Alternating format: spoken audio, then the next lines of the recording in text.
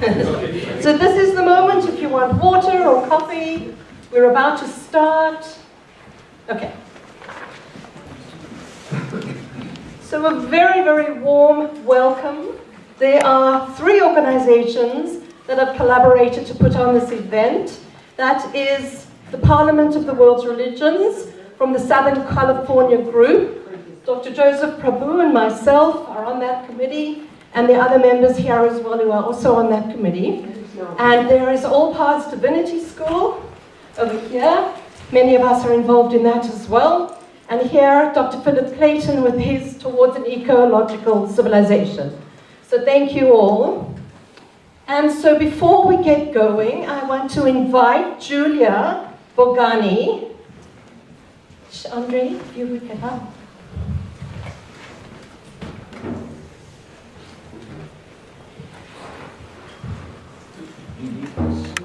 So, just one moment, and the mic. So Julia is the cultural officer from the Gabrielino Tongva tribe for the LA Basin. And so Andre will just drum us in for a few moments, and then Julia will lead us in a prayer.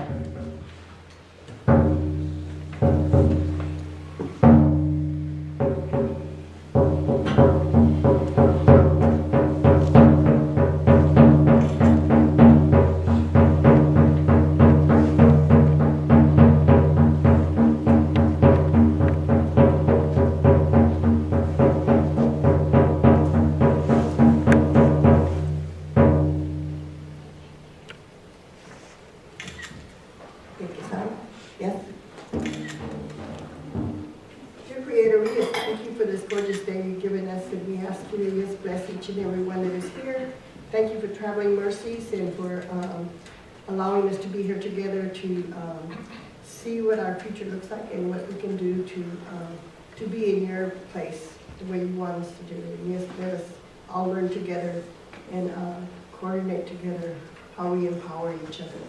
I wish I Thank you. So we should switch the mics on. They're on. They're on.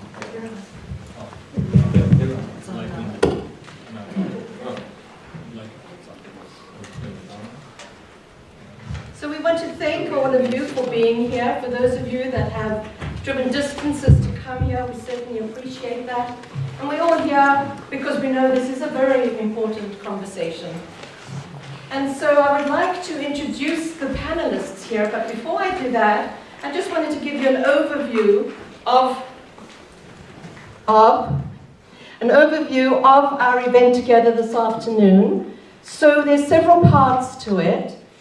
We will have the panel. Following the panel, there will be Q&A. After the Q&A, there will be breakout into small group discussion for your ideas. We'll come back together as a group to share the essence of those ideas, to contribute and add to the conversation. And then we'll close out together in an empowered, collective closing ceremony, which Julia will lead us in as well. We please ask you to stay with us the whole afternoon if you can. It's an exciting journey together. So let me introduce our panelists to you. So first of all, Dr. Joseph Prabhu. He is the co-chair of the Southern California Parliament of World's Religions, Professor Emeritus with Cal State Los Angeles, and he is now the Adjunct Professor at Claremont Graduate University and the Emeritus Trustee of the Global Parliament of the World's Religions. Our wondrous female representative on the panel is Devorah Brous. She is the founding Executive Director of Netiya, which empowers people to grow food on faith-based lands in Los Angeles. She has spent 15 years designing campaigns to advance human rights, community self-reliance, and environmental justice in LA, in Israel, the Palestinian Territories. Right? Dr. Philip Clayton is the president of Towards an Ecological Civilization and Ingraham Professor at Claremont School of Theology. His research focuses on biological emergence, religion and science, all species, process studies, contemporary issues in ecology, religion, and ethics. He now researches societal changes that are necessary for establishing sustainable forms of civilization on this planet, the emphasis being sustainable. And we are thrilled to have Mohammed Hoda over here, who serves on the steering committee of the California Interfaith Power and Light. Mohammed advises the Islamic Shura Council of Southern California on environmental issues and serves on the board of an upcoming international Muslim climate change mitigation effort called Global Muslim Climate Network. And so, yeah, very thrilled with a very dynamic panel we have here.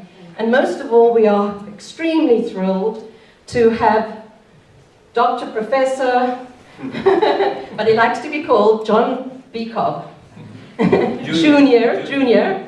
He's an American philosopher, theologian, and environmentalist, and he's often cited as one of the most important North American eco-theologians of the 21st century. He is the preeminent scholar in the School of Process Thought associated with the philosophy of Alfred North Whitehead, the author of more than 50 books. Professor Cobb, or John, is a member of the American Academy of Arts and Sciences, one of the nation's highest honors. So just to tell you a little bit about how the panel is formatted, we have a rather unusual format in that we have developed 3 questions, and the panelists are given 3 minutes to answer each of those 3 questions. And I know many times people say, how can you tackle a subject as vast and important as this in 3 minutes?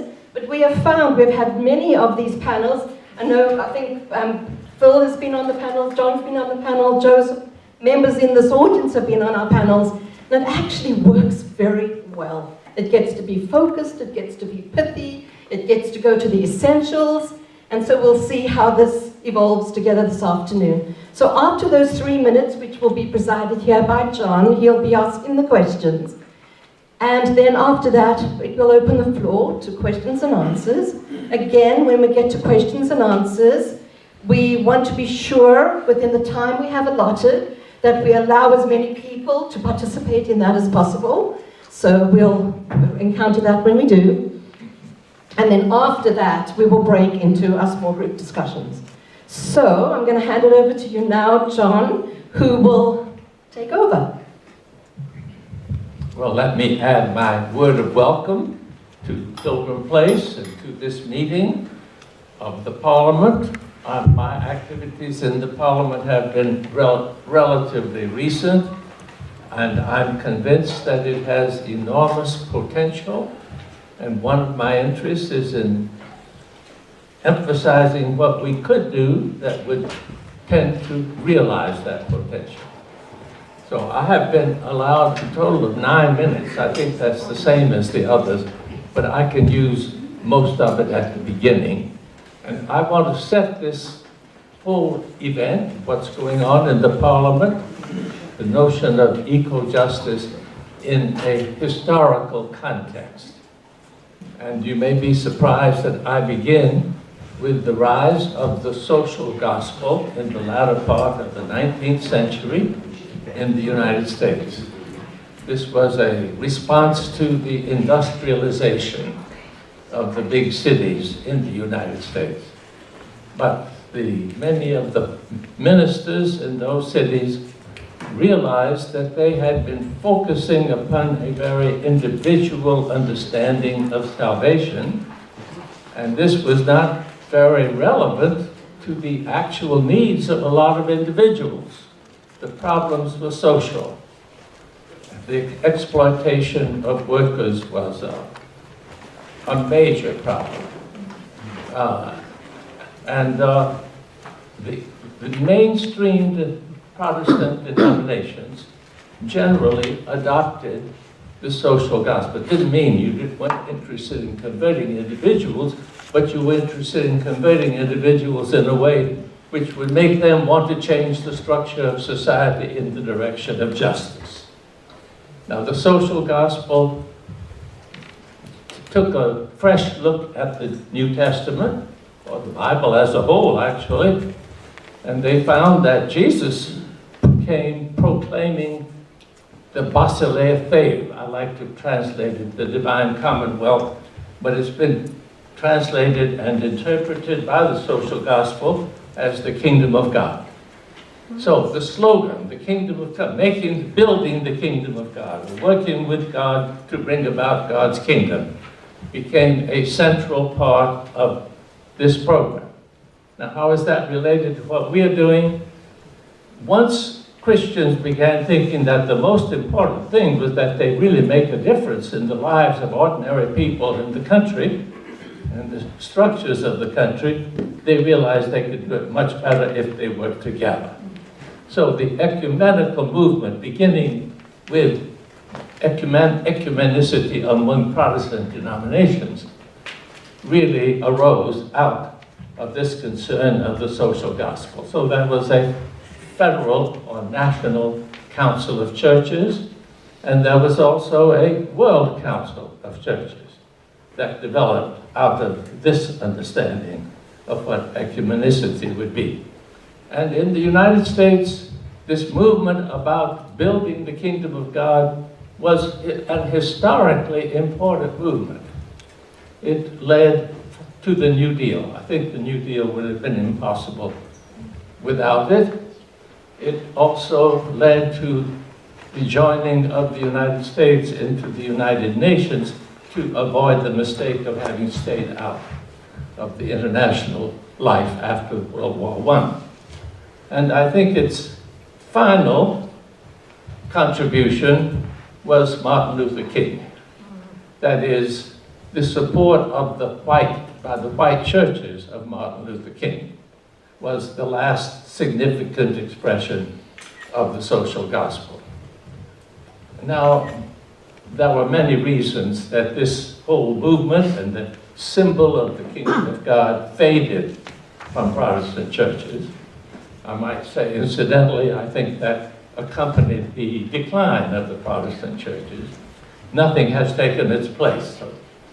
But the important point that I want to make is that it was to this kind of emphasis, people immersed in this kind of emphasis, that the discovery that the planet as a whole was in danger of becoming inhospitable to human beings because of the actions of human beings.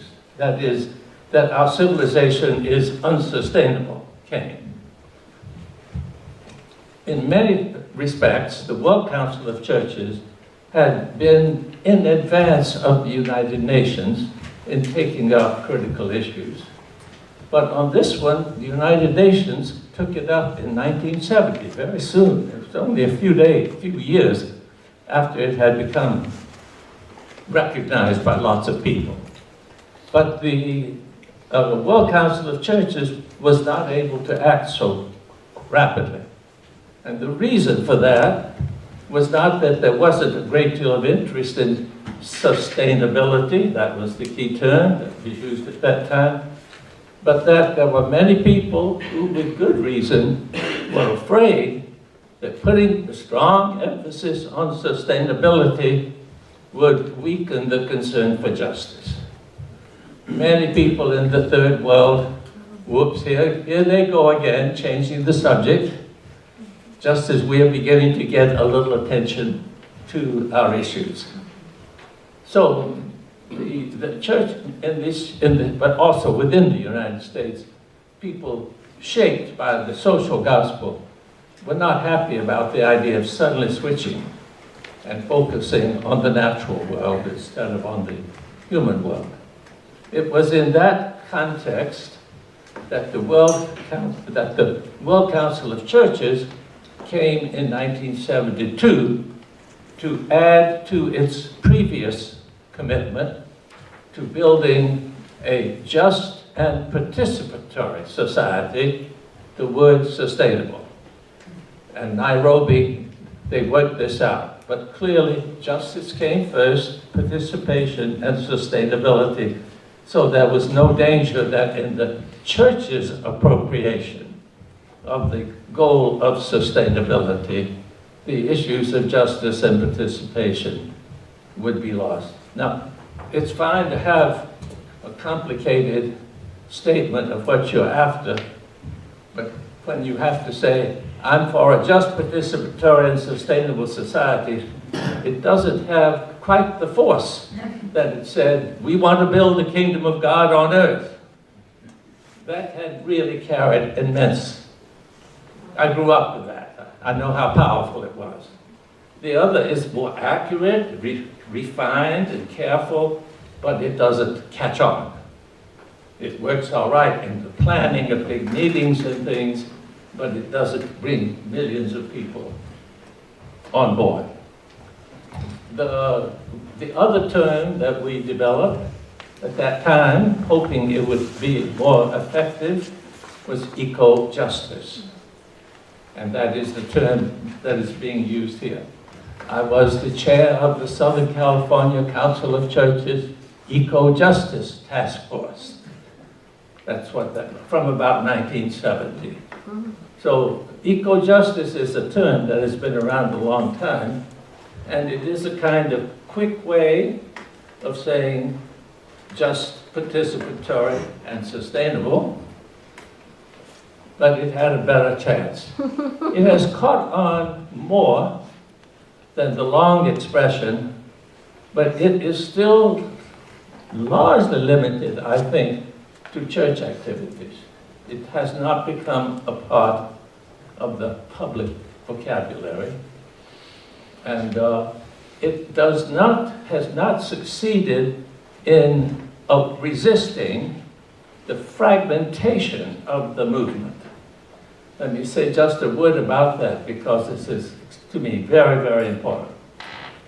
From about 1969 to 1973, the movement for sustainability was politically very important in the United States. It was in the Nixon administration that the only good legislation that our Congress has passed was passed. That's not because Nixon was such a wonderful leader, but because the public was united in the conviction that simply to continue en route to self-destruction was not wise. That didn't seem to be a partisan issue. It seemed like a human issue. But the corporate world, seeing that this was threatening profits with its control of the media, fragmented this. Sustainability was now defined as sustaining economic growth rather than the survival of the planet. And there were 100 different issues relating to justice and to sustainability, to the ecology, that it was fine to list, and then from that list you pick a few you were interested in. The churches fell victim to this. They would, that leaves me 30 seconds. Yeah. Okay. I'm not quite going to get to the point, but the climate issue brought a more focused attention, but we are still victims of the fragmentation. And I believe that the Pope has given us the possibility of going beyond that fragmentation around his notion of eco-justice, which in Laudato Si is spelled out in a very inclusive and holistic way. The Chinese have given us the phrase ecological civilization. What we need is civilizational change. And until we make that central to a definition of our mission, we will not be using our resources as well as we need to. And now, Joseph, you've got 3 minutes. All right. Okay. Well, thank you, John, for that superb introduction. And I just want to say, because we have a very strict timekeeper, Annabelle, that I'll take 10 seconds to welcome you all and express my thanks on behalf of the Southern California Parliament. My remarks fit well with what John just said, that for me, the question that I should read, and John, you better do it the next time, but why don't you give the question? Because I don't want my time taken from the question. So then you have to start all over again. Question number 1. What concretely does it mean to you to say that we live in an ecological... My goodness. Okay, here we go. This is an imperfect version. Can you read that, John? What are the, in an ecological age, what are the distinguishing features of that age? Okay, Yes. all right, now we start. Okay, Yeah. all right, okay. So, 3 words and concepts related to that, for me, distill what it means to live in an ecological age. Because the concept of eco-justice for me is a radical concept that cuts across the Western and particularly the American gray. And that's why I say it's a radical doctrine. And the 3 concepts that support eco-justice for me, in brief, are the concepts of relationality, of interdependence, and of solidarity. If you think about them for a minute, you'll see these are 3 interrelated concepts. But I'll spell out very briefly why they are radical and why they cut across the American gray. First, relationality. Relationality means that who we are and our fundamental identity is that we are relational beings, not isolated, sovereign individuals. And this doctrine itself, in one stroke, cuts across American individualism from Emerson to Thoreau and the Western frontier. And it's a doctrine, as I say, that has repercussions. But I'll come to that in a minute. The second concept, which is related to that, is that we belong to each other in interdependence. And the people who have best expressed that are the Africans with the concept of Ubuntu. I am what I am because you are what you are. Our destinies and our identities are interwoven. And again, you can see instantly that this idea of Ubuntu, that we are each belonging to each other and are who we are because of that kinship and because of that community, cuts again against the idea of self-reliance and of the isolated individual. And the third idea, the concept of solidarity, clearly is a virtue that follows from that. I would say that if there is an attitudinal aspect that goes, John, with eco-justice, it is that of solidarity. We don't hear much about solidarity. I mean, the French Revolution talks about liberty, equality, fraternity. But solidarity, I would say, is an ecological virtue because it establishes this idea of relationality and of interdependence. But now let me say, in the 30 seconds that the timekeeper gives me, in at least one respect, namely that this interdependence is between the human, the divine, and the cosmic and natural worlds. So that it's not just the building of the kingdom of God between humans, which is what John represented, but rather bringing in not just living in nature, but living with nature. And you'll see that that change of prepositions from in to with establishes the principle of solidarity that I was highlighting.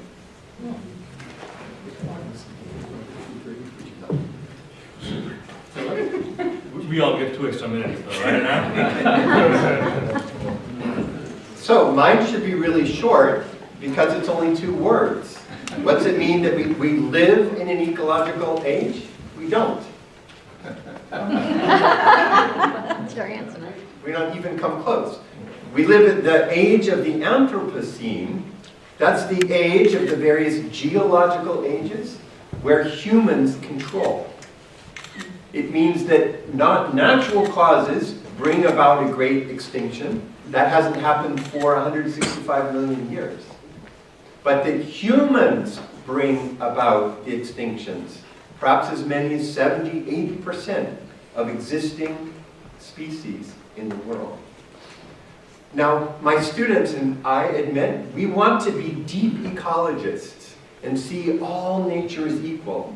We want to be biocentric and see the bios, the world as a whole, as one. We're wrong. We have to admit that it's now all about us. Not in that that's a justification for selfishness, but that we are now responsible. We did this, and there's no way out. George Washington cut down the apple tree. We cut down the tree of life. And now we're the ones who are responsible.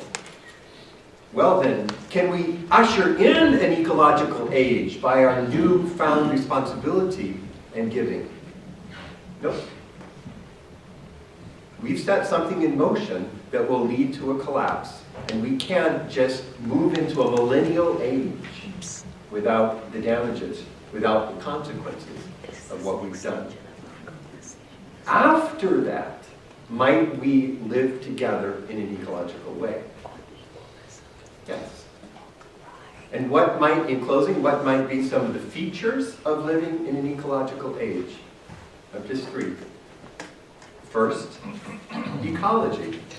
Now, you say, that seems sort of obvious, right? Ecological age ecology. But ecology is a science and a lifestyle we haven't learned about yet. We haven't fully understood what our own science has discovered. Ecology is the study of individual organisms in their particular system. So I come from Northern California. My ecosystem is the redwood coast, the coastal redwoods along the coast. They require the fog that comes up, the crashing waves and the salt air. They require the hills. They require the moist moss and ferns on the ground to feed them the water. They require burning once in a while, right? And then they provide shelter for the birds and the plants that live in that framework. If we can understand systemic interdependence, then that's step 1. Number 2 is we live the same. That we recognize we're communities built of communities, built of communities. No, I've got 13 seconds. And the last one, you weren't gonna read. And the last one is the 7th generation rule.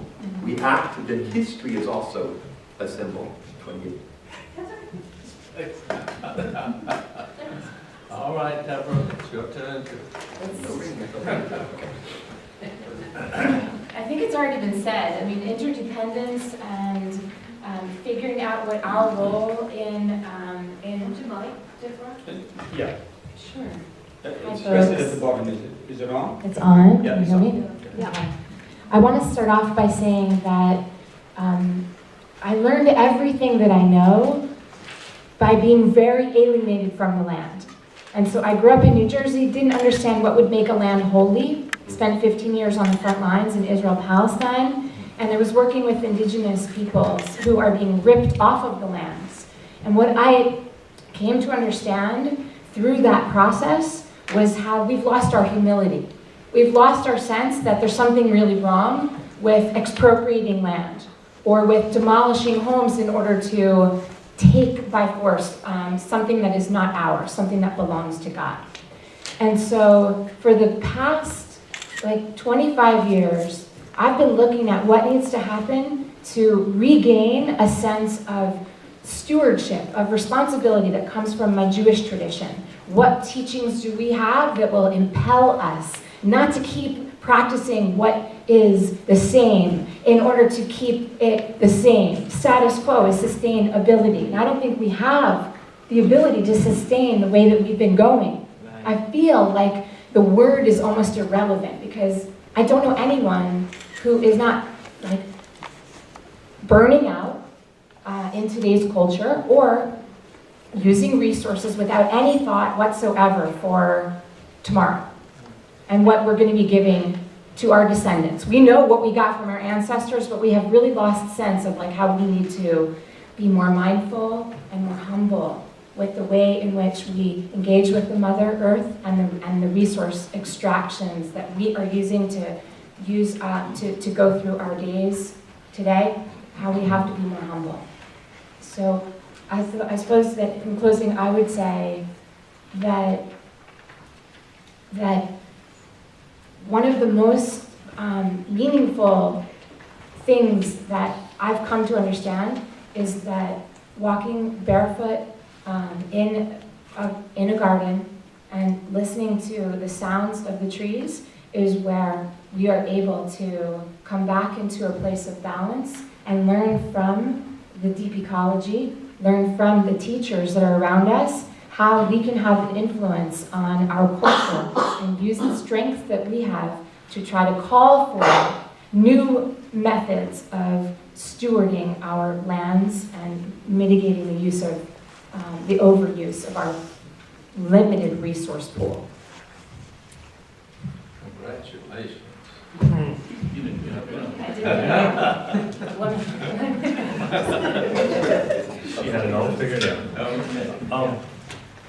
So, I wanted to bring in my day job is developing energy efficiency and renewable energy projects. So I wanted to bring in a little bit, a lot of what Philip said, right? We can't. It's the decade zero is almost over. We're done. After this, there is destruction that has to happen. 81% of energy that's used in the world right now is still fossil fuel, mostly coal and oil. 81%. How much is solar? 1.9%. How much solar are we going to install in 2 years? Cannot. How many trees are we going to plant in 2 years? Cannot. Just not going to happen. But do we live? So I wanted to put a practical part of it, as in, think about this. If our father Abraham drank in a plastic cup like this, we will still have that cup. Think about this. We are leaving footprint on this planet that will stay here for thousands and millions of years possibly. Generations that will come 100,000 years from now will have something that will be rotting their earth because we didn't care. Because we're like, we'll just drink water out of this and throw it in the trash and not recycle it. Literally, we didn't care. Or we will just have plastic bottles because guess what, who cares, right? 100,000 years, we don't have anything like that. People back in the day, the kings left footprint that we go and look at the pyramids. Now, every one of us does. Literally every one of us does, with our clothing, with our food, with the cell phones that I walk around with for no reason, but I have it. 30 shirts that's in my drawer, I don't know how many shirts are there wired. They're there. Every shirt takes, 2,500 gallons to make. Why do I have it? There's really no need for it. You just, oh my God, I just need to have it. Why do I have it? I don't know. My son has, I don't know. And I have two little kids, 5-year-old and 2-year-old.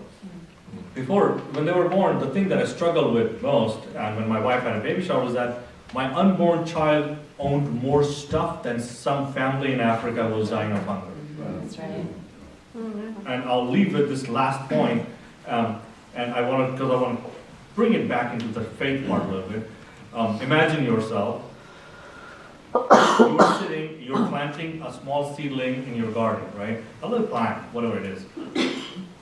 And this is straight out of the narration of Prophet Muhammad, and it's called Hadith. So he will give examples and analogies, right? So he's like, imagine you are doing that, and it's time for Day of Judgment to start. It has started.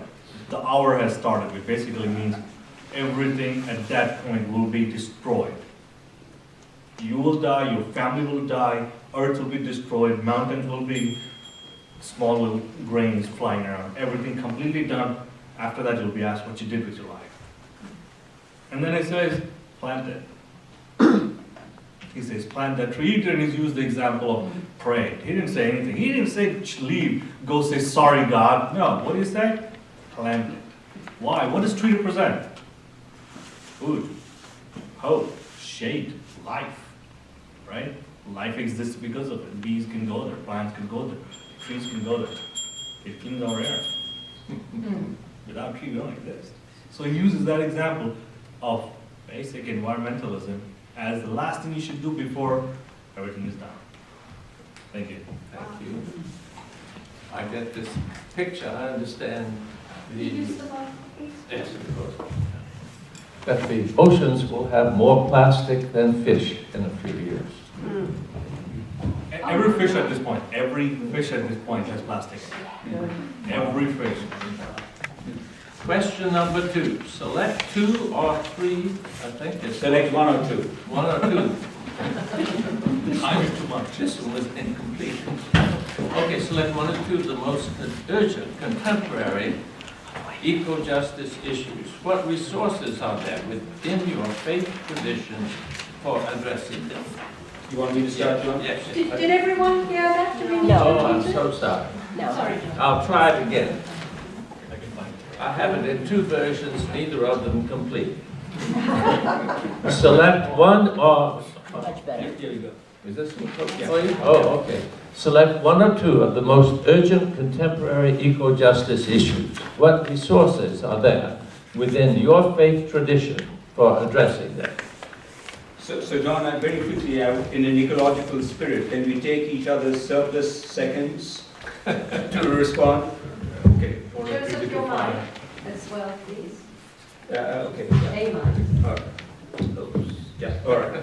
So there are 2 parts to my response to the most urgent contemporary eco-justice issues. One has already been mentioned by Muhammad, namely the damage that fossil fuels and fossil fuel companies do.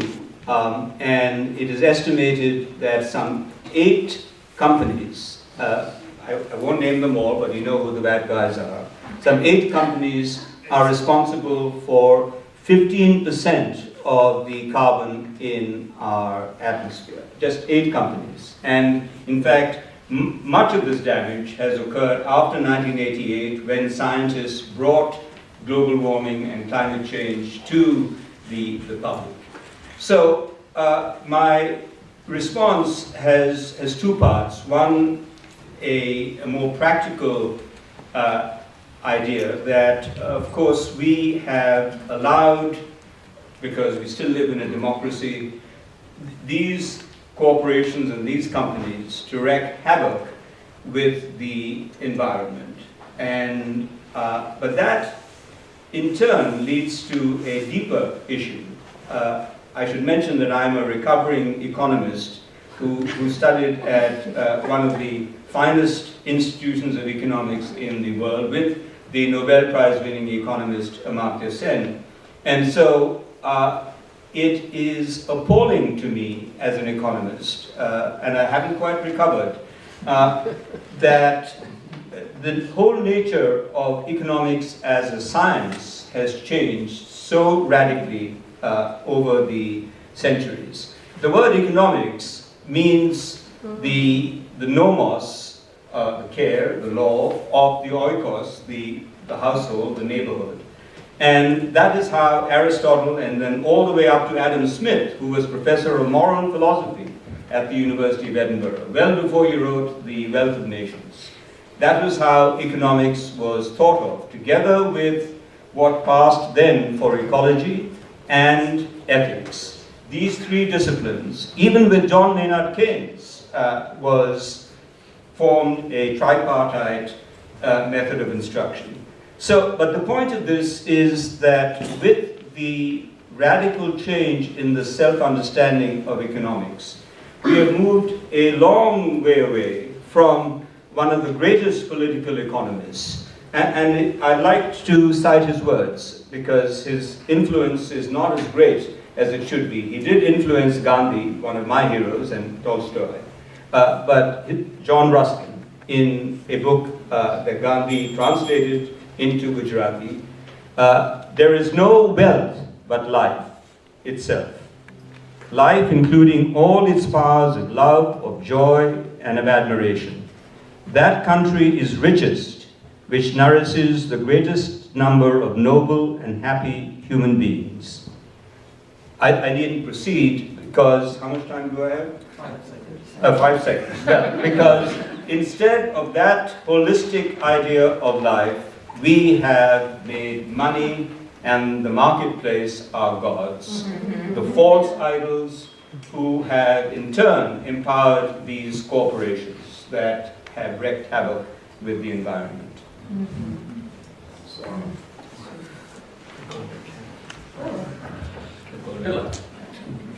The most urgent contemporary eco-justice issue is that the wrong people suffer.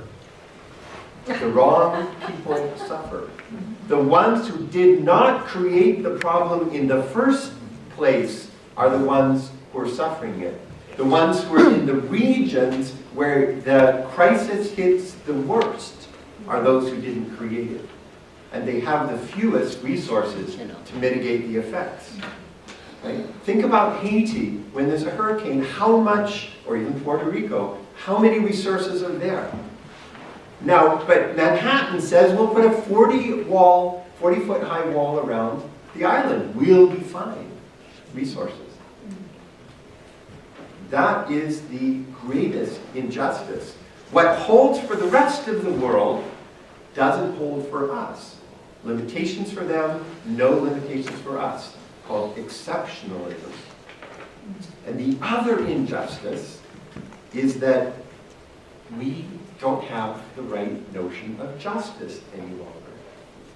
Justice for us was atomistic. We fought for civil rights, we fought for gay rights, we fought that women could be equal to men. Think about it. We fought issue by issue, and now we've discovered that that doesn't work.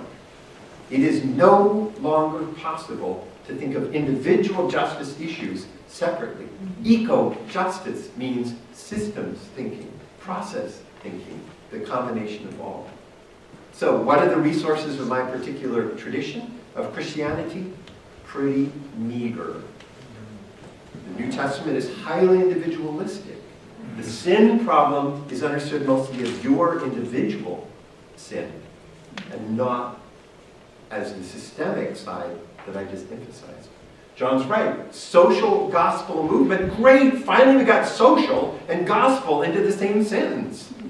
Right? It only took us 2 millennia. We're moving, right? We're really getting this quickly. You could derive that from Jesus' teaching, but you have to begin thinking in a different way. So not really good. I would say, to start with my particular tradition as a Quaker Christian, there are some pieces there from the Christian tradition that can be helpful. First sentence, there is that of God in each one. There is that of God in each one. It doesn't mean humans only, especially not humans that look and think like you. It means there's that of God in every living piece of this ecosystem. Not doctrines, secondly, but testimonies. How you actually live in the world. How you live in the world is what makes the difference. So our Pope, actually I like this Pope, but our example is the Friends Committee on National Legislation in DC that works to advocate for peace, justice, opportunity, environmental stewardship. If Christianity can go in that direction, then it can at least come to the table with the world's other traditions, which carry out, especially the indigenous, which carry out the real leadership. Thank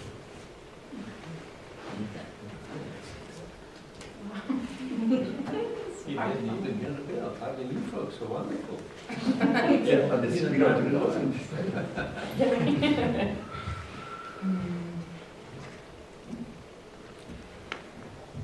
Well, let's wind it back to the way that we once did it. Before there were systems in place, when we were all agrarian, when we were living in balance with the land and the water, when we weren't spilling toxins and pollutants in order to be able to grow food, in order to be able to produce enough in an efficient enough manner to feed all the peoples, we were taking time to actually make sure that every one of us had enough food. We knew the farmers. We also knew the people who were food insecure and hungry in our communities. We grew food from seed that was saved, heirloom seed that was passed from one grandmother, grandfather to a parent, and then passed through the generations. We knew about the cycles and the seasons. We understood more about how the moon cycle affects the water table, and when to plant seeds, and when to harvest, and how to say thank you, and when to not work. And today we've come so far away from that, that children that I work with think that strawberries grow on trees and that potatoes grow in the middle of the summer. And there is absolutely no reason why it's bizarre to see a tomato at your market every single week, all year round. We're so far away from our systems that we have completely lost balance. And what I would say that my biggest concern about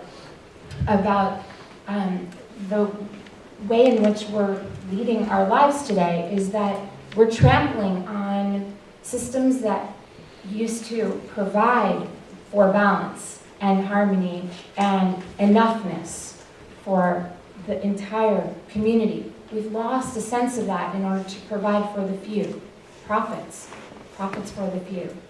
So when I think about farm laborers in this state that are working unbelievable hours and exposing themselves to unbelievable amounts of chemicals in order to extract higher and higher yields.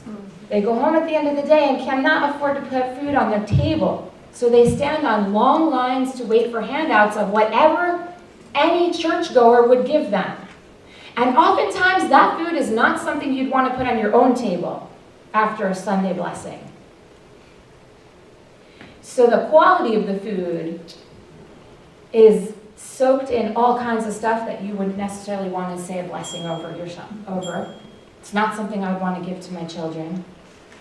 And my sense is that we have a great amount of wonderful teachings in our tradition, the Jewish tradition, which offer us the idea of giving back to the land and not just taking from her.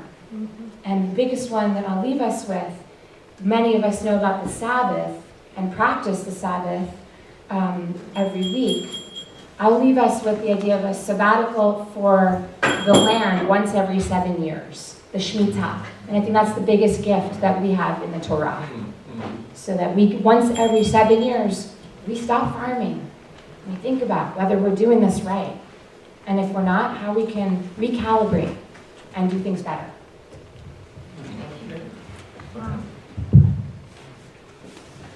40% of the food in the United States that comes in is thrown out, 40% before it gets to your market. By the time all the food is thrown out, the number is much higher. 40% food doesn't look pretty, it's not cute enough for your it's not cute enough for your supermarket. It is thrown out literally. And 1 in every 4 families in the United States, we are of course, 1 in every 6 families. We are a developed country. Your microphone isn't on. It's off? Yeah, you just How about now? There. Sorry, just yell? Yeah. So 1 in 6 families in the United States is not food safe. What that means is they don't know if they'll have dinner or not. Or do they have the capacity to go buy fresh food? So guess what they buy? Boxed, canned stuff filled with preservatives, right? There are two, a very deep concept of Islam is, and it's another hadith that says, you have not attained faith unless you love for your brother what you love for yourself. Very deep. If you don't have that, you have not attained faith. Your faith is not, you're not there yet. And another one that God uses a lot in Quran is, you ponder not You ponder not. You don't think. You ponder not. You ponder not constantly. Give an example. Look at the camel. You don't ponder. Look at the camel. Look at the spider. You don't ponder. Look at the tree. You're not thinking. That's what he's saying. He's saying you're not thinking what you're doing. And I want to bring that back to, again, to the practicality of it. And what I want to say is that let's not, if we are really serious about mitigating this issue and minimizing our impact on it, then let's stop falling for the fad. I'm going to give you just an example that's maybe in your face, right? Solar power. You want to put solar on your roof? Oh, I'm going to be green. I'm going to drive my Prius. But hey, so who makes that solar panel? Where does it come from? It doesn't grow on trees. Some company makes it. Some silica is mine. And then afterwards it has to be dumped somewhere. Are you thinking about that? Where's that going? Where's the carbon footprint of that? Solar panels can't be just made. They are made in a clean room. They have to be completely sealed out. It's a very energy intensive process. So think before you put it on. Is it better than coal? Heck yeah. Right? Should I put it on? Should you put it on if you have your electricity bill is, I don't know, $400 a month? Absolutely. But should you put it on just because you want to be green? Absolutely not.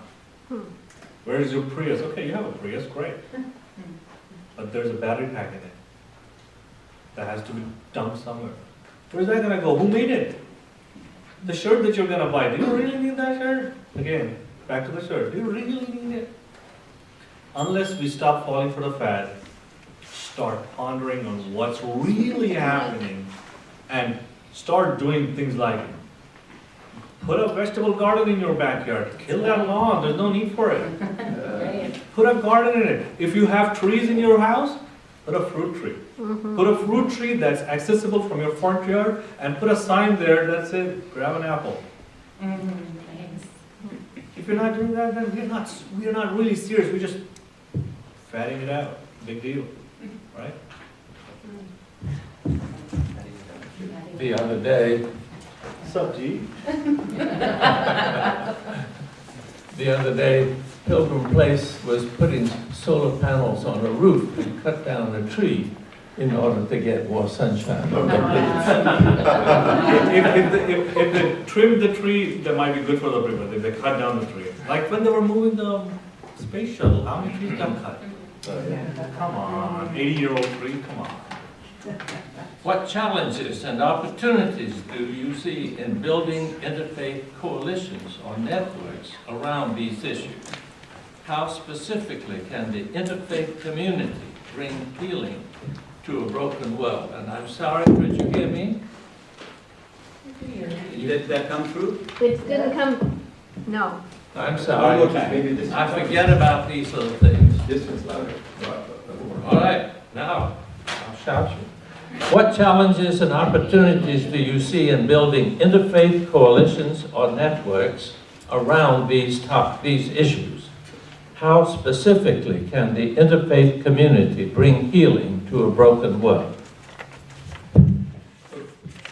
Well, we don't have to look far for the answer to this question. This table itself represents at least the mini version of an interfaith community with a Quaker, a Jew, a Protestant Christian, a Muslim, and a Catholic Christian gathered around one table, fired by our sense of urgency for this problem. And the Parliament of the World's Religions, with which I've been privileged to have been associated now for some 15 years, takes this aspect of interfaith coalition and very seriously, for at least two reasons. One is that, as we've heard again on this panel, there is so much richness in our respective traditions, which, if we have lived in our silos within Protestant Christianity or within the Jewish tradition, we don't get to hear about. And so, as this very experiment, which I hope you would regard as successful, has demonstrated, there is so much to be learned from each other. The tradition of the Sabbath that Devorah mentioned, it is not just for every 7 years, it's every 7 days, because on the seventh day God rested, at least according to the book of Genesis. And that day of rest is a profound day, because it is a day not only when we recoup and regenerate our energies, but it's also a day for family, for gratitude, for so many of the social attitudes that go around what I would consider, even if not an ecological community at the moment, certainly something that we can use to point the way.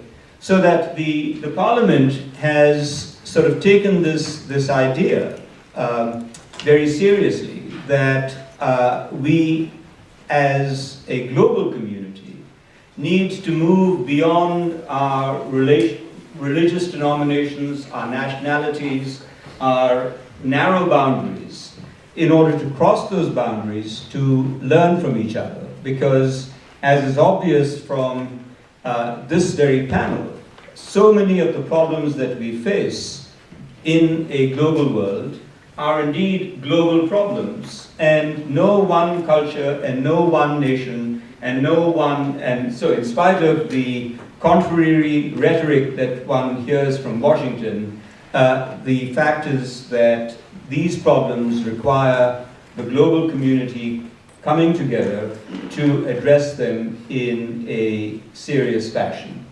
I'm going to keep my answer short so as to allow more time for discussion.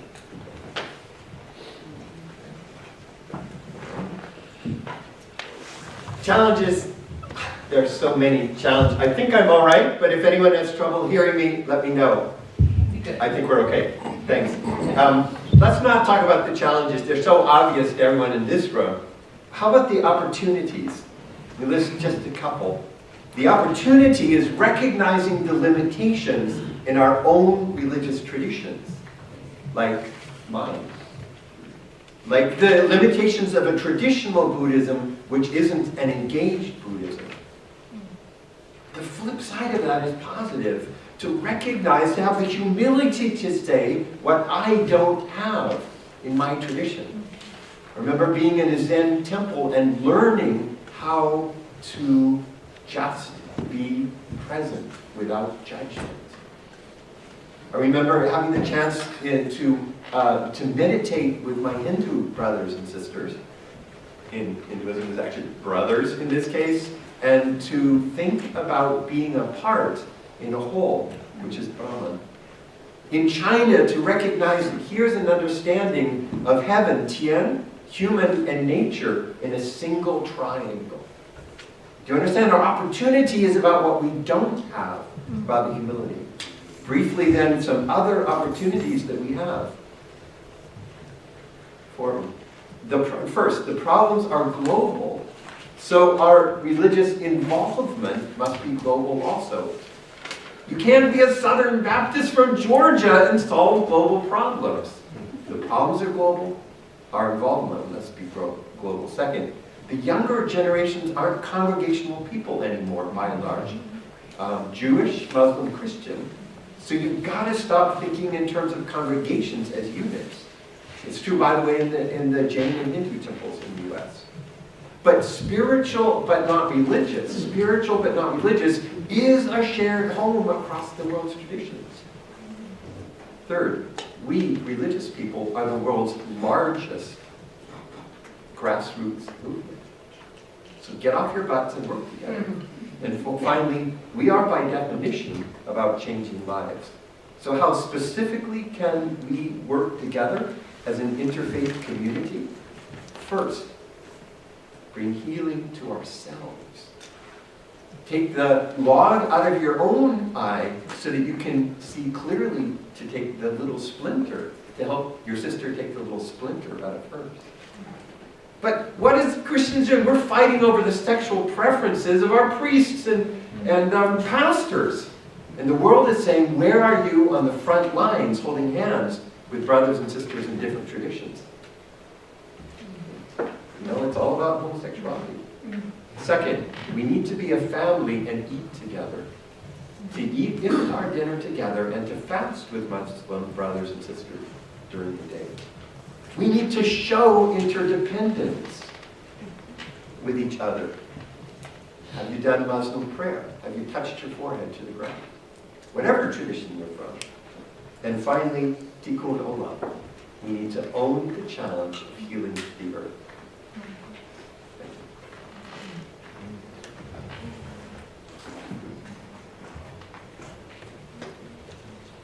I think the challenges are about moving beyond symbolism. I think there's a little too much symbolism in interfaith organizing, where we feel good sitting next to each other. Look how diverse this panel was, and wow, it was really interesting to hear what they talked about. And you feel like you checked the box. You've done what you did. You felt good today. You've done your part to actually affect change in the community.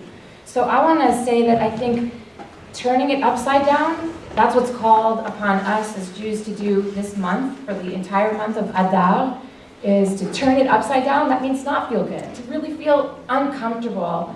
That it's not enough just to sit next to one another, but it's actually on us to create a plan which can be implemented and to take action. I think going beyond just taking out a splinter to saying, yes, it's my responsibility to help take my sister's splinter out, but I don't want to just help my sister, I want to help my sister's church. I want to do organizing not just on the individual level, but congregation to congregation to congregation. And so what we've done in LA with Netiya is we've galvanized a network of communities across faith lines, and we're doing multi-faith organizing that involves rethinking how we're managing our lands and resources, and ripping out the lawn and doing whatever we possibly can to create some element of food production on the campuses. So those campuses become showrooms for what kind of change we want each person to bring back to her own home.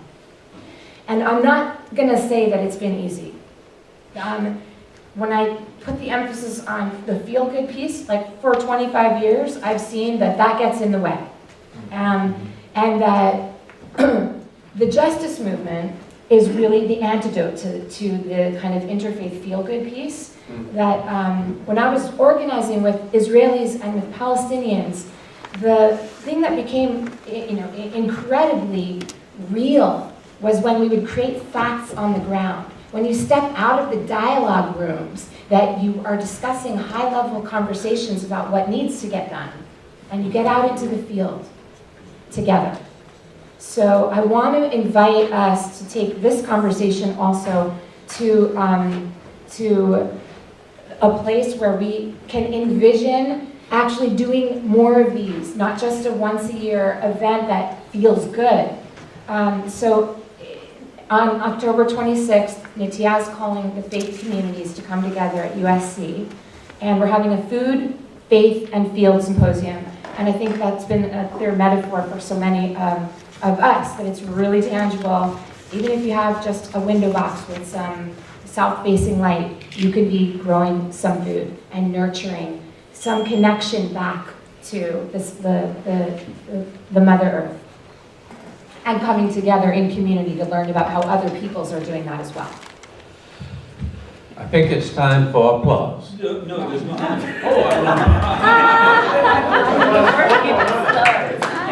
I'm trying to work my way out of getting a job like this again. Save the best for last. All right. Just to I don't have the mic. yes. Do I need the mic? Yeah. Okay. Just to reiterate what Deborah just said, we need to get out of this feel-good thing, and we need to understand that ecological justice goes hand in hand with social justice. It was said before, right? Right now, there are 60 million refugees in the world. 60 million. Big number, right? Big number. 3 times the size of California. Climate change goes through, this number will be 400 times, sorry. We'll be in the billion. We're talking, just think about it. Country of Bangladesh gone, 160 million people. Pakistan have gone, India have gone. You're talking what? 800 million people right there. Indonesia gone, another 200 million people. Sri Lanka, Maldives. Where are they going to go? They're not going to just sit there and let the sea come over now. They're all going to move. They're all going to become refugees. Once that happens, the Syrian crisis will look like a speck in history. That's what's going to happen. And unless we get over that, unless we get over this thing, let's save the planet and then we'll figure out whose God is right. We'll just do that. Let's just deal with it first. Let's come to a final point. Africa, right? Who dies of plague? We are in the 21st century. What are we thinking? We're malaria. People have malaria. It costs 10 cents to save a person from malaria. 10 cents. People still die from it. What are we thinking? We produce enough food for 10 billion people. 10 billion people. The Earth has about, what, 6, 7 billion? And then what happens? What happens? We dump it in the ocean. What are we thinking? What are we really thinking? Once we get over that, and then secondly, and last point actually, is that, the millennials don't go to the congregations. You're right, they don't. We need to get out of our comfort zone so religion can be cool again, and they can kind of see like, oh, this is not that bad, this is all right. Because right now they think like, seriously, I had an imaginary friend when I was 5 years old, and you're talking about another one? Right? That's the mindset. That's like, I don't know about this. And then all the same name of religion is intolerance, intolerance, intolerance. Mine, yours, mine, yours. There is no mine and yours, dude. We all go. Either we all go or we all live. That's all there is to it. They're more or less, done. And I want to end with just 2 points. Another deep concept of Islam is congruence of faith, which means faith, and this three-pronged approach that goes to a lot of places, applied differently. But in this faith, you believe in this should happen, then the second thing needs to be mindset. You change your mindset. Next time when you are picking that, the styrofoam cup, you just don't. Just be like, I'm just gonna stay thirsty for 30 more minutes, and I'm just not gonna use it. And that's the mindset, right? You think about it. And last part is action. You just don't do it. And I want to close with a Native American saying that says, we do not inherit the earth from our parents. We loan it from our grandchildren. Right? Thank you.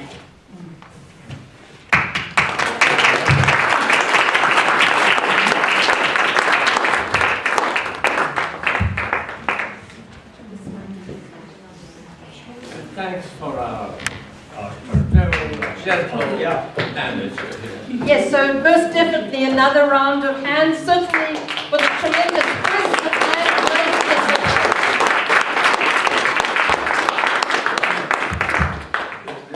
okay, thank you. I'll put it close. So now is the Q&A. And so, as I mentioned a little bit earlier, we do obviously want as many people in the room to get to ask their questions. You can address it to the panel in general, to an individual, to let the panelists know that you are welcome to respond to a question even if it's not been addressed to you and you feel very moved to add to that. And so, we've got now probably a good half an hour or so for Q&A, which is really great. We're remarkably on time, and that needs a round of applause. Okay, show of hands. I'm going to defer to my husband. He did put his hand up, and then we'll come to you. Yes, Andre, the mic over here. Thank you. Phil, it seems from what you're saying and from what a lot of others are saying, is that we should be preparing more for disaster management than anything else. And I have this image of the 1% building these palatial underground safe places and leaving the rest of us to rot. And I really strongly feel that we as a community have an opportunity to create a we that embraces everyone, a we that empowers everyone. And what I'd like to know is, can we create a primer for steps towards achieving that is available to everyone? Beautiful.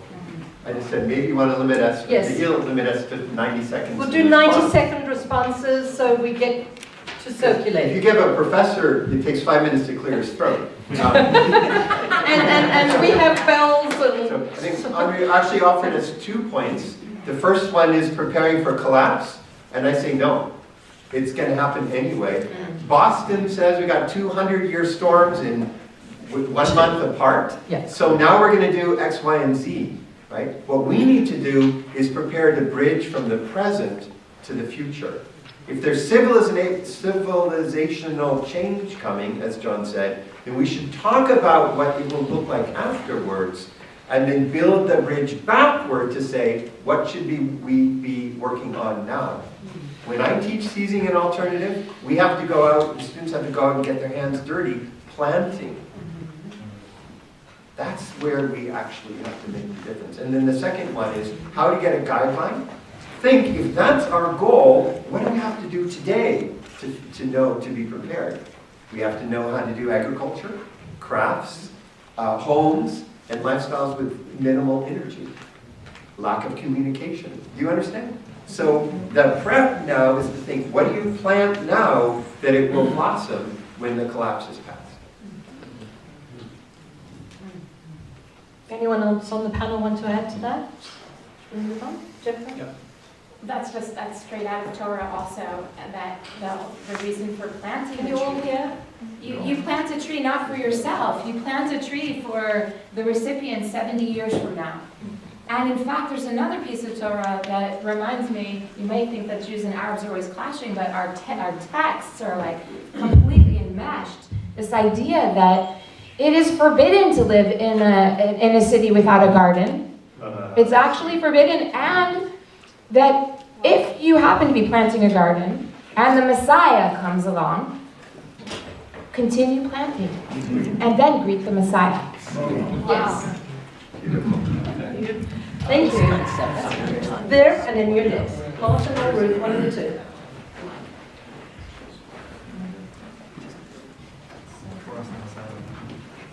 This is going to sound like a very naive question, and I don't understand why industrialists pollute the water that their children and grandchildren drink from. And the question that keeps coming up in my mind is, after so many millennia of, we're seeing what's happening, we know there have been smart people forever, right, and not just obtuse people. What is it about our human nature which has led us to come this far and to court disaster with such abandon? It doesn't make sense to me. How do you understand that phenomenon? Addressed to anyone in particular or anybody? Anybody. Open to Well, there are two parts to it, right? First part is that when this industrial civilization started, that was not the focus. Sustainability or, oh, we should use clean water was not the focus. Because they didn't think that the effect would be so large. People didn't hit that if you throw chemical in the river gets polluted. They didn't think that. First, that didn't happen. Over the years, it became harder and harder not to do it. Because then initially they had no clue that it was hurting. And then when they realized it was hurting, well, okay, clean water for that slum, because guess who lived? The industrialists that you're talking about has all kinds of filters. Their children are not drinking that water, right? So now, should the slum kid drink that water and get sick? Or do I like my daughters? I like my daughters more. And then that's where the, sort of capitalist greed came in. And once it came in, it just, everything became like, oh, what's more important? Oil is more important because we have to run the world. We have to do this, we have to do this. Okay, we'll keep on doing that. Well, it's hurting. We're mining mountains and mountains. The top, they cut off the top of the mountain to get the coal, right? And then it becomes a hole like that. And just completely destroys the whole flora and fauna of the area. If you really want to see what a mining looks like, just to go on 15 and there's a quarry there, you can see the mountain of 15 freeway, right? Just cut it, and you can just see it, it's right here. So that's what happened. And since then, it just became habit. We just have it. We're just in it. It's a profound question, Ruth, and of course, needless to say, that there's no easy answer to that question, but I'm going to provide just one little sliver of an answer. and that is that it's a combination of fear and hubris in a peculiar manner, because economists know quite well that their grandchildren are going to be drinking this filthy water, and they can't quite get themselves to face it, so they cling to the same systems that have, allowed them to prosper. And it's a form of idolatry, where in a sense the idols have sort of taken over, and they can't get off this, like hamsters, they can't sort of get off this circle, because they just don't know what to do. So the kinds of things that Philip and Netiya have been suggesting, which as to address that problem as well, and it's also implicit in Andre's question. In other words, how do we balance a sense of realism about our situation and not get into the pit of despair? All right, that sense of the balance of realism and hope, which is based on reality, but nonetheless is one that is looking to concrete remedies. And as I said, it's that set of attitudinal changes, realistic hope, that one needs to sort of put one's energy and one's passion into. Thank you. And rather be... No, we've got a question in front. Sorry, Martin, and then there's a few at the back, and I'll come to you after. I too studied economics in the 70s, and one thing I didn't learn enough about was the tragedy of the commons. Commons, the tragedy of the commons. That, it came up, but it wasn't emphasized. One thing that hasn't been mentioned on the panel, it has been mentioned that to grow more food, but why do we need to grow any more food when 40% of the food that is grown is thrown away? We only threw away 20% of our food. But the thing that hasn't been mentioned on the panel, and gosh, I have no solution. Maybe that's why it hasn't come up. Maybe we're not growing enough food, but we're growing a lot of warfare. And warfare is always an ecological catastrophe. Always. And I don't have any, nobody in this room has any solutions for that. I mean, if we could just turn off a few of the wars, that would at least give us a little more of a chance. Maybe there was a question in there, I don't know. If the United States would give up its aim at full dominance over the world, warfare would be greatly reduced. But China will dominate instead of us. That, I think, is not an automatic. Well, Yes. Can I address that? Yeah. And then we've got two questions at the back.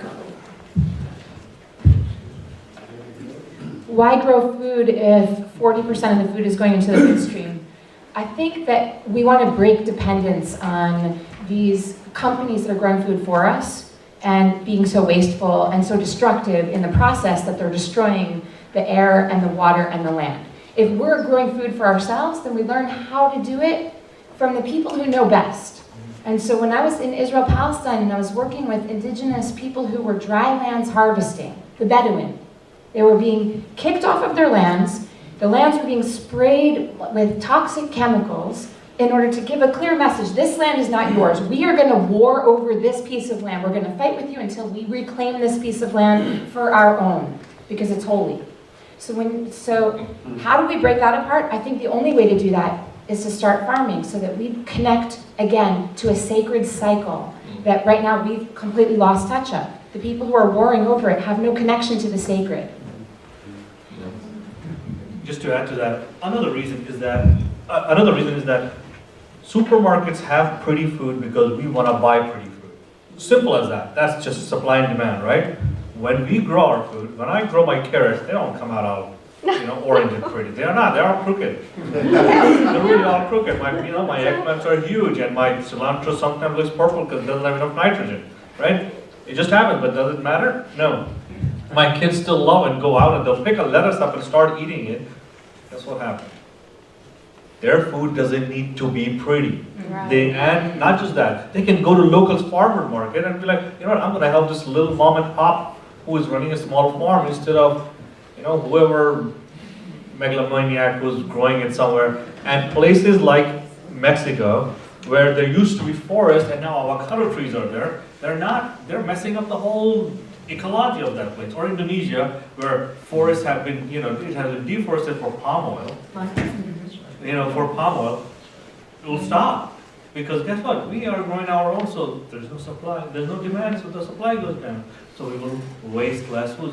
Guess what? The food that I grow, nothing is wasted. Because guess what? I put time and money in it. Time and effort in it mostly. If my wife is like, all right, we don't throw this out, you're not throwing that out. You compost it? Heck yeah. We've got a few questions at the back, but I just also wanted to just mention one thing. That in Detroit, what has happened there in terms of the community gardens, some of us, a delegation of us from the Parliament went there several years ago to a conference, and we all know what happened economically, the disasters to the community in Detroit, and the poverty and everything, and so that as the houses were being stripped, and all these desolate, barren spaces, the communities were building gardens, and it was incredibly exciting, that empowerment. They took, also all the supermarkets closed, so the only food they could get, were McDonald's, so they were empowered in terms of their health to start doing that. So please go online and look at what they're doing there. It's exciting. I'm so sorry, Felicia, we've got Home at the back, Paul, then Martin, and we'll get to everybody, hopefully. Okay, thank you. But to be brief in our questions and in our answers, thank you. I don't know if this is a question, but I'm concerned about what we've been doing every day that affect tremendously environment. And that's what we are eating. We're eating meat. And we have about 62 million of animals killed every day. And in order to produce 62 million animals, we have to have a farm to raise the animal, and that need 30% of land of the world to use for the farm of the animal. And in that, we destroy a lot of forests, and what the deforestation affect the environment and the greenhouse effect. Besides, in order to raise 62 million of animals, we need to have resource. We need to have water, corn, soil to feed the animal. And in order to feed a person eating meat, you have enough resource to feed 14 people eating vegan diet. And besides, when you raise animal, besides that we have to use a lot of water and other resources. We have a lot of pollution secondary to the feces, the waste from animals, and that produces methane, and methane is more than CO2 that produce the greenhouse effect. And when we raise an animal, that greenhouse effect is equal to all the plane, the car, and other kind of locomotion way, and that equals to all that combined. So if we have any way to change the meat-eating diet into plant-based diet, I think we can tremendously contribute to the control of the pollution. Thank you. Thank you, Hong. Thank you very much. Paul. Jen, we'll come to you. We've got one or two here, and we'll come to you afterwards. Yes, thank you. Deborah said we've lost our humility and we've lost our sense of the sacred. And Muhammad said that we don't care. And John began by saying or reminding us of this kingdom of God that we seek. I think it's Matthew 18, verse 3. Unless we become as little children, we shall not enter the kingdom of God. And so in this sense of humility, what is it that we need to do to become as little children? And I would like to sort of frame it, and to me what sums it all up, a quote from Alexander Solzhenitsyn several years ago. And he said, the trouble with the world is that we've lost our consciousness of God. And so in that context, what is it to become as little children?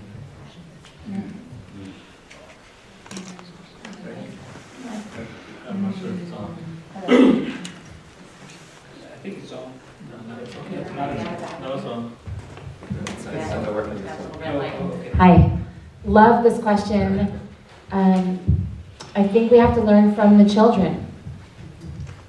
I think we have to watch children go into the garden, harvest food, and pop it in their mouths with a little bit of soil on it. Remember that it's not all about scrubbing our hands with hand sanitizers and purchasing the one that's perfectly round and red and ripe, but picking what looks good to you. Listening to your intuitive self when you're a child roaming through Eden, the Garden of Eden. When you're roaming, like moving from all the time being in our minds, or even at best case, being mindful, to going back into our hearts and being heartful. I think also on just a note in response to something that was shared a little bit earlier, we are moving out of the church and out of the synagogue and out of the mosque today. These places don't hold, they can't capture and captivate and galvanize our youth the same way that they did for our elders. So we have to meet people where they're at. And what we've seen in the Jewish community around the country is that people are coming together on the farm. So there are 17 Jewish farms around the country. And Netiya is one of them, but we're doing multi-faith organizing, not just in the Jewish community. But people are coming back to the Jewish tradition. Young people, millennials and youth are coming back to an interest in God by hanging out and turning compost, by feeding chickens, and by learning how to make cheese. Because it's not just appealing to the mind to learn about Matthew when you're standing in a room that has one small window is one way that worked a long time ago. But to get people to say that blessing to say that text that you just shared about Matthew, when you're out in the fields and there's been just a light dew in the morning and you're saying thank you, that's a very different way of learning. And I think we have to be like children by meeting people where they're at. Thank you. It would also be good if we would let children be children. In much of the world, and that's increasingly so in this country, from a very early age, children are put on highly competitive tracks to memorize more facts than the other children so they can succeed.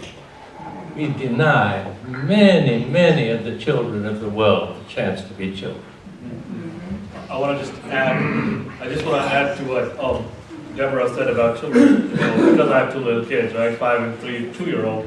We have an orange tree, and their dessert, they call it. First of all, my kids have had candy recently. Started getting into this. School started giving it. We never had candy because guess what? Too much sugar. Our body is not made to have that much concentrated sugar. It's just not, right? So he goes, and our whole thing is, they pick a couple of oranges and sit outside on the grass, so they have their picnic and they'll eat. So my son started doing it, he learned it, so now the daughter is doing it because she sees her brother doing it, right? And they eat the strawberry from the ground, and that is more tasty to them than the Costco bought big red ones. Mine are slightly green, and they're usually never get to the point where they're ripe. They're eaten before that, right? And I don't have that many plants. But also the point about being children is that it's funny that you bring that up. A couple of Fridays ago, in the sermon on the Friday prayer, the imam was basically just talking that he gave like 10 points that we need to copy these from the kids. And 2 points that I'll bring. One is that they'll fight and they'll get over it in the next moment. They're fighting, and the next thing you know, they're playing together, it's done. No, done. There is no malice, they don't hold it. It's done. Problems in the world that exist within communities, within, any issues, get over it. I mean, what are you gonna do? Keep on fighting? 70 years? Israel-Palestine issue, what, 70 years, 80 years? Come on, no problem is that big. India, Pakistan, or any issue. 70, 80 years, no problem is that big. It's just stupid to carry on for like 3 generations. And we have just kind of become children in that aspect in terms of not understanding. And the second part was that they're just happy where they are. Just be content. They're content. It's not that a rich kid is really much happier than a poor kid. No. They're just content wherever they are. That's basically it. Yes, please, sorry. So we do have a lot of questions. So, 1 second. Could you bring the mic over here? I think that's working. Just press the button at the bottom. I think it's the batteries. Okay, that's not So just 1 second, she's bringing you the mic. We got one question here, then Felicia, then Jan, then we're over here, then we're back there. Just so that you know. That's working. It is? Yeah. Okay. Test. That works. It's great. Go ahead. In light of everything that was said, Einstein did talk about imagination. And in the land where we're given the pursuit of happiness, and as a licensed architect who's practiced for 40 years, who built a solar shower in college 41 years ago, folks, and got laughed at for a long time, I will pursue pushing the boulder uphill like Sisyphus, and not subscribe to 81% of oil domination with 1% of solar, and never give up.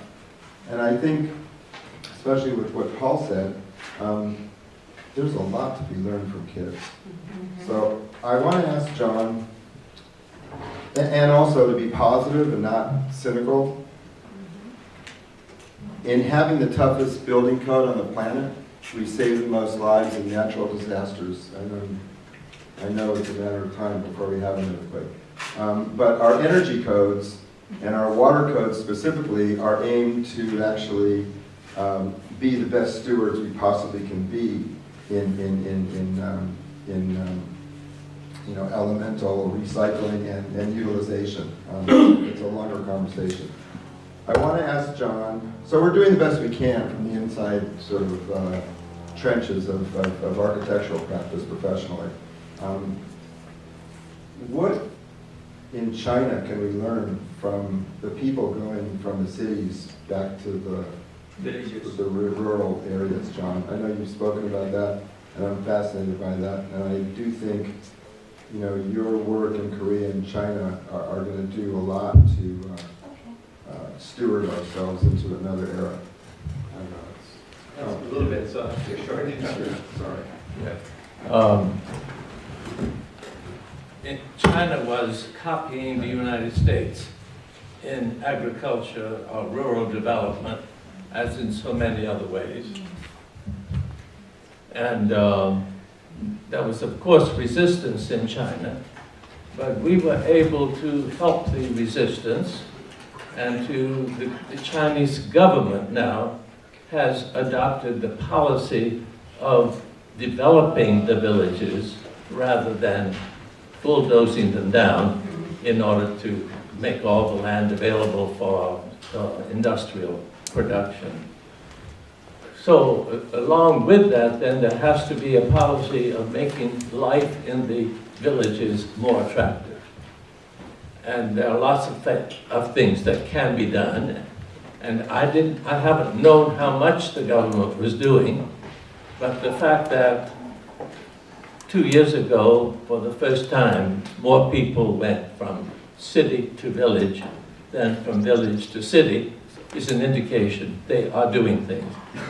Of course, there are many ways of improving the economic life in the villages, and I'm afraid that would take time. Of course, agriculture is one of them. There are more intensive ways of using the land that are still organic, and and so forth, so that I think it's possible, even on 2 acres, which is what many families have, possible to actually produce a lot of food. So that's one direction that some places are going.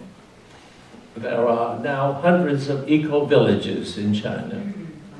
And the eco-village movement has many other dimensions to it besides the agriculture. But I think I better not spend any more time. So we have about 10 minutes left for this Q&A section. We do have quite a few more questions, so let's just try and be brief in our... It's encouraging. Yeah. Yes, I know.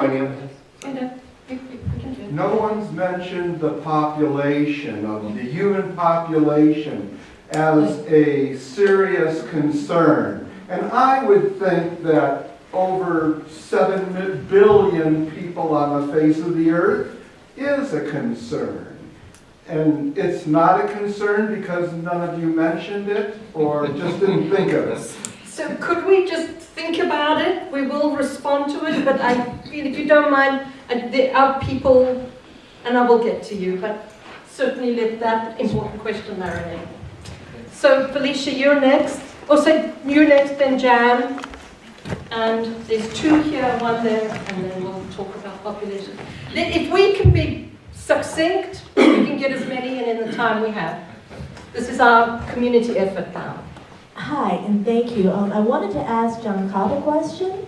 You were talking about the separation between the kingdom of God and ecojustice, that there has been kind of like a split or a schizophrenia almost of those concepts being united.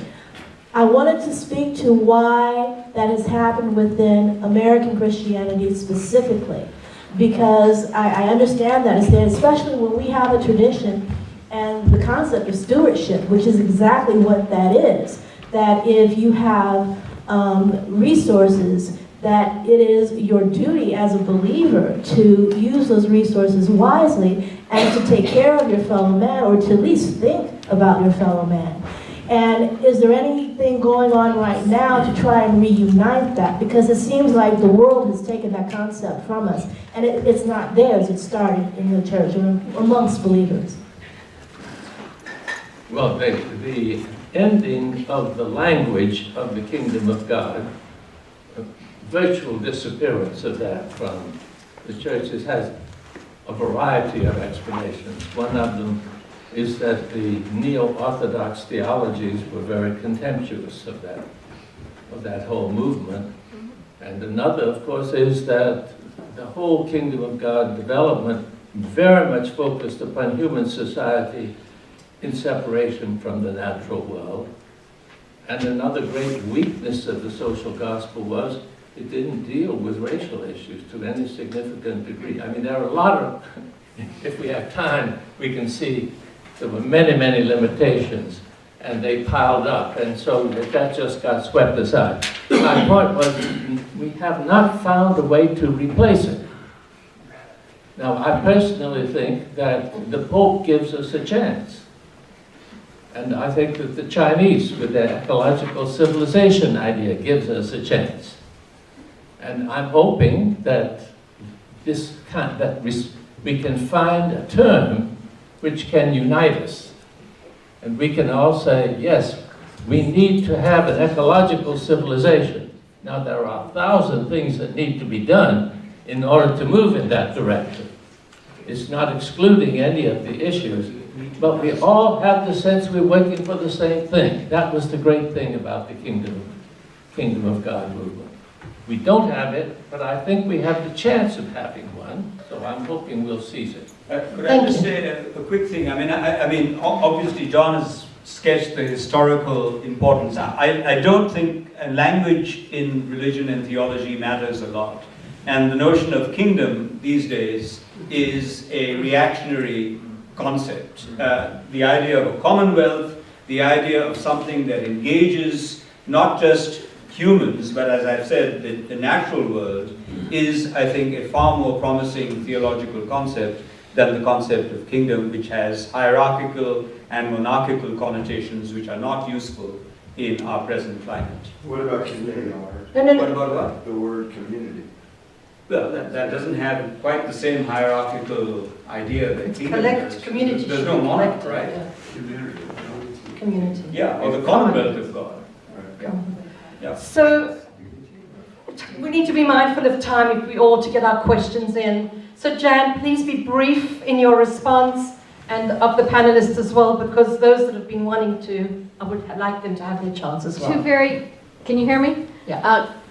Practical questions. I have a friend of my father's was an engineer who built a solar home in Kansas where it gets cold by painting the certain kind of black absorbent paint across the front of his house. He had none of the stuff, Mohammed, that you talked about, you know, that takes a lot of, anyway, I don't think so, to dispose of or create. And he created like a fan that blew the air through this system that the sun would be absorbed in this paint, and then it would heat his whole house in the winter. And I'm just wondering, you know, if there's a lot of systems that might be available to people that we don't know about because the industry, you know, they don't get a whole lot of money out of that. What time, please? My second question is... No, it's one question, I'm so sorry, because you'll have time in your circles later. Responses, thank you. Sorry, Ken. So the indigenous people around the world have had systems like that, right? But with the coming of air conditioning and stuff like that, people stopped doing it. There are old African Bedouin houses where prevailing wind, it will face prevailing wind, air will come in, go through a water thing, and then cool the house. Simple thing, when you blow, it's warm, cold. You can concave it into a hot, air conditioning in the hot. We call it passive design. There we go. Yes, yes.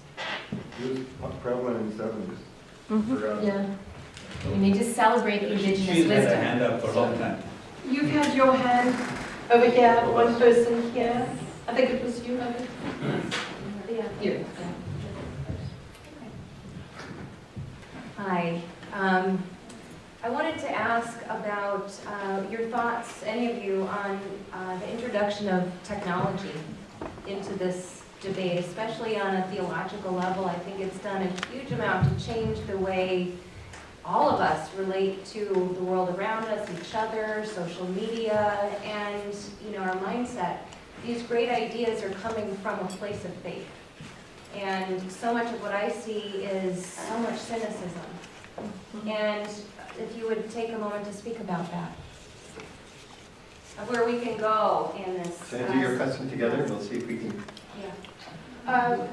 Okay, my question is actually as someone on the periphery of the millennial generation. I was going to request a succinct message that each of you would urge me to share with people that I know to break up the apathy that is very present.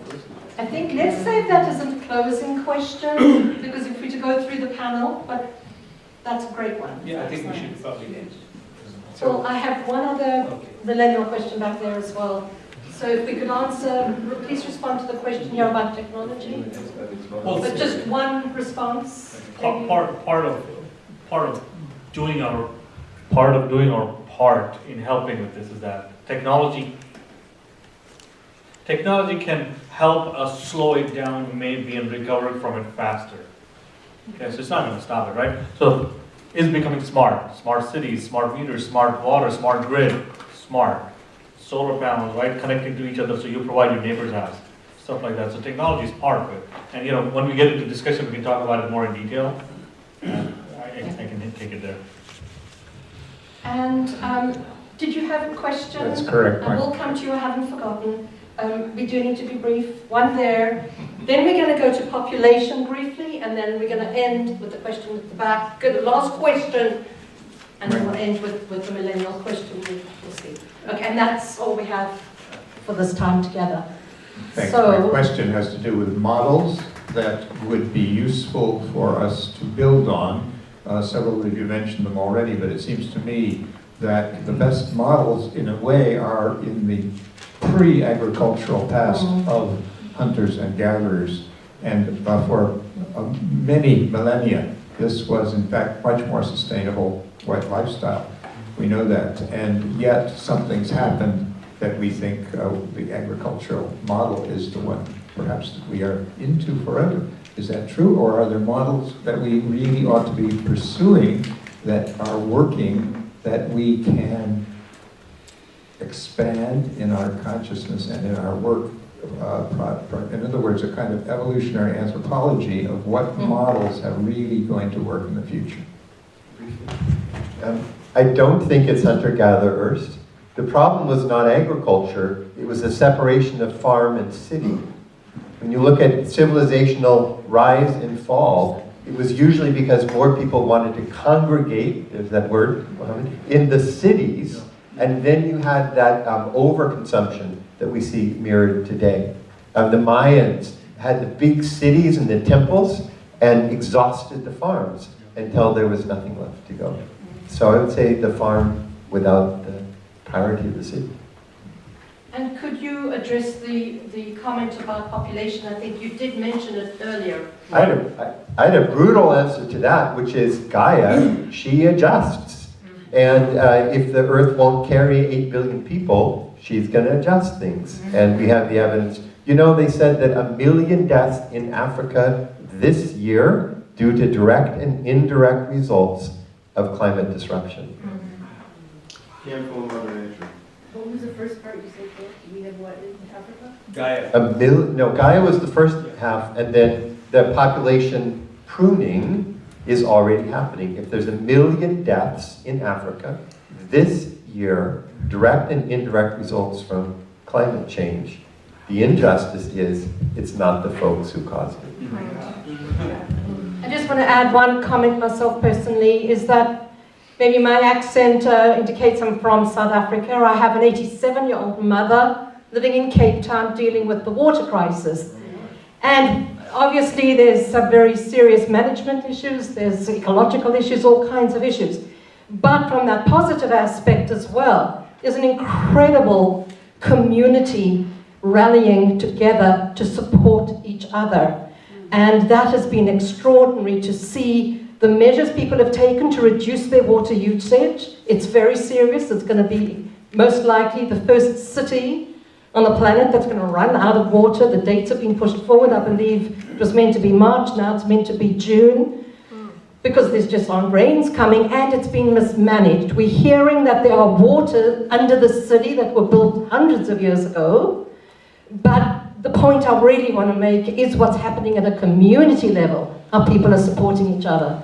So, we're going to go to your question at the back, and then we'll close this part of our gathering with the question about what advice can we give to our future. Hi, I'm Audrey and I study public policy at Claremont College, and given my focus of study, I'm interested in how systems that we all live in can sort of nudge people who may not necessarily be part of the religious communities or be part of this like ethical like movement to still like work towards like a more ecological civilization. And I was wondering what each like faith community could do to like help people towards breaking that utilitarian like consumption-oriented like lifestyle, when like it's just like unfeasible to convince each and every person on like to dissent from the structure that exists.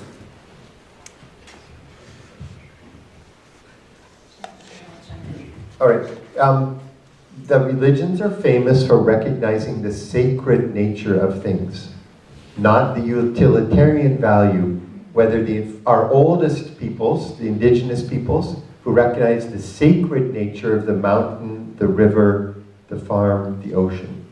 But the same idea is present in most of the religions of the world, including non-theistic religions. That, to me, is the way to help the whole globe, the whole humanity, make the transition from utilitarian thinking, like you get in a public policy major, to value-based thinking or sacredness-based thinking. which is my thought. I mean, you've absolutely summed it up. I would absolutely agree that the shift has to happen not on the systemic level yet, but first on an individual level, when we realize that that we have been thinking in transactional ways with the mother, what we can take from her, how we can exploit and make money off of whatever riches and jewels she has, rather than being like in a relational place. So breaking it down, I think that the population question makes us think we all have to be able to solve it. And there's this Jewish teaching that it's not on us to fix it all. Like, I cannot change that there will be 11.6 billion people on the planet in a few years. What I can do is work with my children and work with my community to try to create a more relational relationship with the Mother Earth and with the resources that we have access to. And that makes it less utilitarian and more sacred. Julia, I wondered if you might just make a very brief statement from First Peoples. We've had a lot of mention now on the Indigenous and Gaia. Maybe you could just share a quick statement with us as well.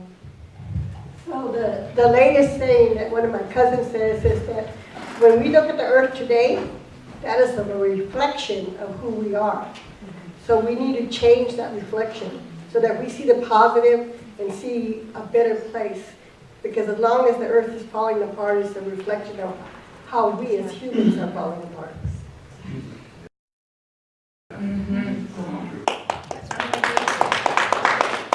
Okay, and so this final question, do we need to repeat the question? I think what advice, briefly going down the panel, could we give our future, the millennials?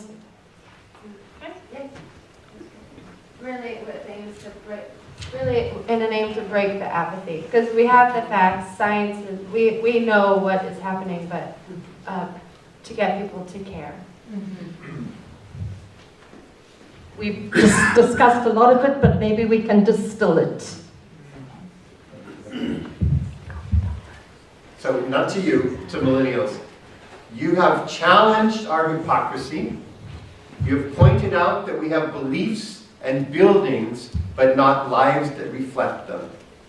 You have insisted to be snarky, to be cynical, and thereby to name the hypocrisy you see around you. You are right, and we are wrong. We own that wrongness. We own the fact that the baby boomer generation has been the most damaging generation in the history of the planet. And that you are mad, that you are pissed, is completely appropriate. We want to listen and stop talking. We want to listen and stop talking. We want to watch you go to Standing Rock. We want to watch you leaving religious communities and going out in the streets. We want to watch your crazy idealism. Imagine not owning a car. You make a baby boomer break out in sweat. Please don't lose the power of that starting point. Please don't try to be like us. Yes. Yep, we're not baby boomers. I'm not even but it's worth saying. Yeah, actually, I was going to say the exact same. Yeah. I was going to blame baby boomers right now too.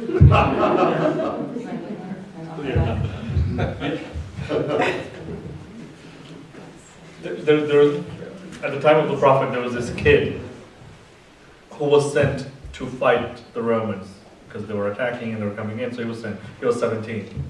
People were, and the prophet died, passed away, so the first caliph took over. People were like, he's too young, don't send him.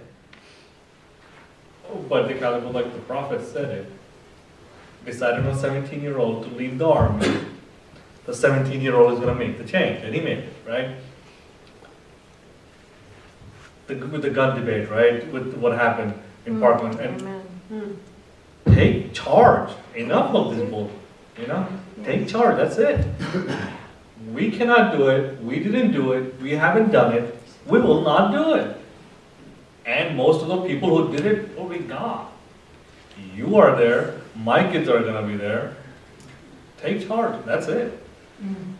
That's basically it. Take it over. You're like, enough of this. Enough of this. This is mine. This is how it's going to run out. There is going to be public transport, which is going to run on solar, and it's going to be super efficient, and we're not going to drive that car. And if you have a car, we're going to charge you $30 fee to pass to downtown LA, whatever. We take charge. That's it. Take it over. You have to take it over. You have to get in the streets. You can't just be like, you guys did it. Don't do the blaming part. And that's it. Don't do this. When you do one, 3 comes towards you, right? Don't do this anymore. Be done. We did that. Well, I didn't. Baby boomers did that, right? So for us, or for new generations coming in, the whole thing is, we're not going to be boxed in. We're not going to be like, oh, I'm Muslim, I'm Jewish, that's it, I'm doing. No, dude, it doesn't work. You can look at your classroom, right? As diverse as it gets. You can look at people around, that's what's happening. You have the ability to talk to somebody in Somalia instantly about what's happening in their life at that moment. Live, right? You can see them. That's it. You are more connected. This is more powerful than the computers that sent people on the moon. Literally. This phone, right? You got this. You have all the resources, data analytics, all this stuff. And guess what? You guys are not stupid. You can't say climate change doesn't exist. Yes, it does. Every millennial thinks it does and knows it does. Simple as that. If you think there's nobody I have met who's 19 years old who's like, nah, I don't know about this. Yes, you do. Right? So that's it. Take it over. You guys did that, right? The gun debate became so big because you guys did. Same thing. Standing Rock is becoming because there are so many kids there. That's it. It's not about getting in the box that we did 9-to-5 job. Forget that. That phase is over. Figure out a new way of doing agriculture, growing stuff. Enough. Thousands of years we have been growing it out of the soil. Enough. Some other way maybe. Upside down tomatoes. I don't know. Right? Well said. I'll say just briefly, it seems to me that hope is extremely important. And you have more hope if you are actually engaged in doing something that is satisfying and that is going in the right direction. So I think, I mean, if you take a cynical attitude, of course, you'll be right. I mean, cynicism will give up. I mean, we'll destroy the last hopes that we have. But I think hope also needs community. And it's confusing to me. I mean, the spiritual but not religious bit often meant personally spiritual but not in any community. I don't know that it means that today to people. But those are the two things that I think could make it possible to do what he's talking about. Thank you.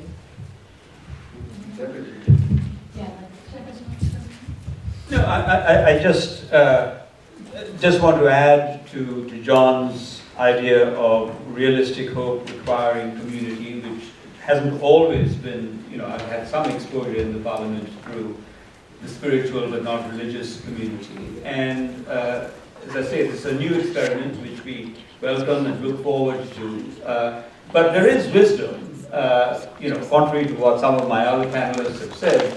And we heard it on this panel. Many of the concepts of community, of the sacred, of Sabbath, come from ancient traditions. They need to be reinterpreted and rethought in a new context and a new generation. But it would be folly, absolute folly on the part of the millennials to think that they have started it all. And so the wisdom of the generations that is accepted in a spirit, in a critical but generous spirit, I think will provide a lot of the sort of spiritual resources that the millennials will do. Technology is not going to solve our problems, as Deborah and others have sort of pointed out. We need each other, we need community, and we need wisdom.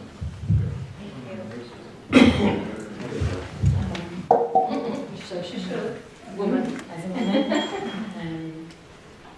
I might say we stand on the shoulders of the wise elders who have come before us, who have paved the path of that has enabled us to be where we are at today. And I might say, put the phone down.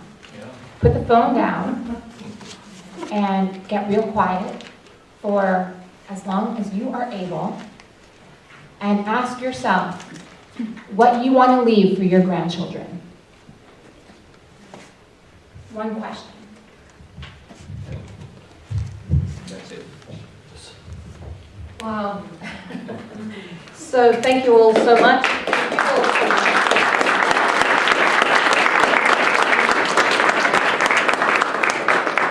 So now we continue, and everybody gets a chance in a small group setting to share their ideas and to hear in a more intimate, small setting what...